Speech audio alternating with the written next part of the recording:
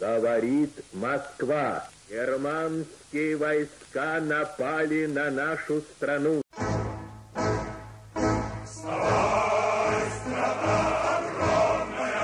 Անուշավան Մեծրիցյանը ֆաշիզմի դեմ պայքարի դուրս եկած 600,000 հայ զինվորներից մեկն է եղել։ Գորուց եկալ եմ տարան, պաշազույշկով էլի, տարած ճամպում վերբերին, ասեն, ֆրոնդիս մոդիկացալուշ էլի, դե մենք կեսը խամբ կեսը սավար, ակրած է ֆրոնդ մոտանք, ժամի չորսին, ամեկարուս կնդակը գալիս ա, ես էր խամբ ռեխայի, Քալխիչն է։ Դա պասկա հասած քալխիչը փորած քալխիչն է։ Պատերազմ մեկնել է 1942 թվականին, թե որ դիվիզիայում է կռվել չի հիշում։ Ասում է 73 տարի է անցել, հիշողությունների մեջ քիչ բան է պահպանվել։ Երկու փուջ ուրախ շուտ։ Դե մի տաչոտ տարեկան։ Եկան այդ հասցին։ Սազգա ինչ ասես։ Բուտիսա, ասի հայեմ, թե բախեչ ես գնում, ասի ես ոնց սելավ, աչք սելավ, հնարչուն վեր է գնալու, թե որ մեղտան եք գաղաց այդ բուտիսա, երեխ ես գնում, ըրմասա, են նասիշիկնին բան դեղ չեն դնում, դեղ եղը, երկաչիսին տարան պրեմը, այդ ընցունող բժգող կուշտ,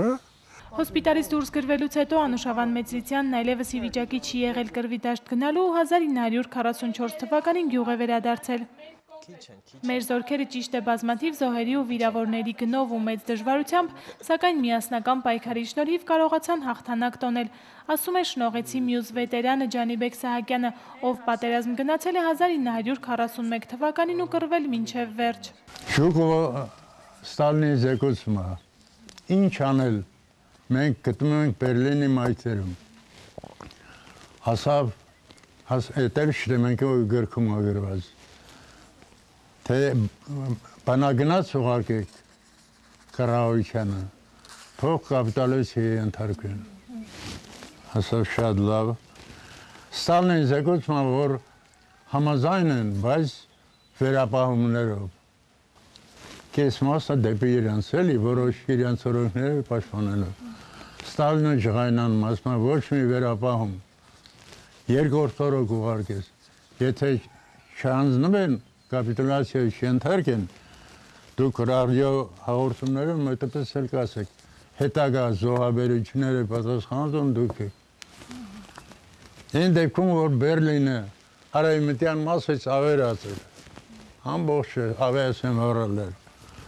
ուղարկում են, համաձայնում են, մեր զորքը մտնում է Ստալինի հրամանով, մեր զորքը մտավ Բերլին։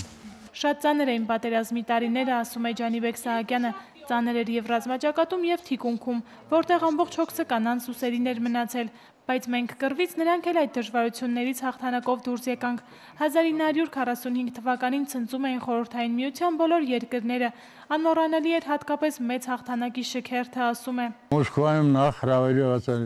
բոլոր պետությունները ղեկավարները, ովքեր սովետական միությանը համակրում են։ Հանված էր բոլոր զորատեսակները, Հիմի են պահնա, այդ էլ Շտեմենկովի գրքումն է, Շտեմենկովն ասում է, պարադը դու պետք է ղեկավարես, գեր Ստալին, քեզ ասազում, հաղթանակ տանով դες, ասում է, բա դու չգիտես, ես ծերասել եմ արդեն, այն ժամանակ ավտոբուս չէին պատտում, էլի պարադը ընդունում, զիուն են նստում, զիուն նստում են տողանցում, բոլոր զորքերին, ասում է, դու չգիտես, որ ես ծերասել եմ, արդեն զիուն չեմ կարա բարսանամ, զիուց էլ չեմ կարա իշտին,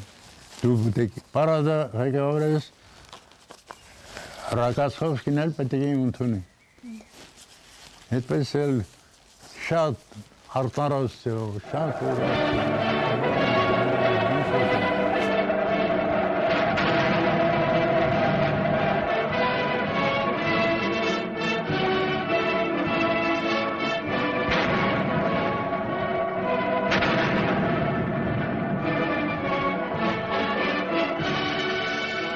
Մեծ հաղթանակից 70 տարի անց ցանկությունը մեկն է, թող ոչ ոք այլևս պատերազմ չտեսնի։